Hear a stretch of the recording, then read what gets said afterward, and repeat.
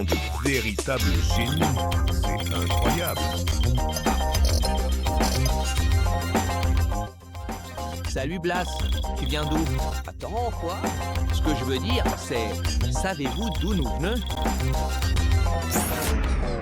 D'où je viens? Je sais pas, je viens juste du skateboard. Yan maman, d'où venons-nous tous? Notre origine, l'origine de l'univers. Ah, eh bien, vous avez probablement entendu parler de la théorie du Big Bang. On dit qu'une grande explosion est à l'origine du monde et que depuis, tout est en expansion. Une grande explosion, c'est l'origine de quoi? Si une explosion détruit, comment ça peut être l'origine de quelque chose? Ouais, les choses ne sont pas toujours ce qu'elles semblent être. Tu vois, il y a eu un grand chercheur appelé Stephen Hawking qui a consacré sa vie à démontrer que l'origine de tout est le contraire de ce qu'on croit. Pendant de nombreuses années, j'ai étudié l'origine de l'univers et tous les objets qui en sont issus, en particulier les trous noirs.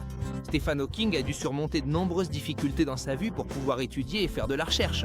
D'abord, il est né en 1942, alors que l'Europe était en pleine Seconde Guerre mondiale. À ce moment-là, personne n'imaginait que le petit Stephen deviendrait l'un des physiciens les plus importants de l'histoire. Après la guerre, il a commencé ses études à Londres et a obtenu son diplôme en physique. C'est à cette époque qu'il s'est passé quelque chose qui allait changer sa vie. On lui a diagnostiqué une maladie neuronale motrice qui rendait ses mouvements difficiles.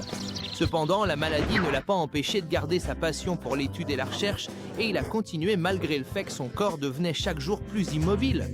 Yao! Quel courage! Je dirais que c'est un vrai tête de mule. Tu vois bien, il n'y a rien au monde qui puisse nous empêcher de faire ce qu'on aime, hein, si on a la vocation et la volonté suffisante pour y arriver. Des génies.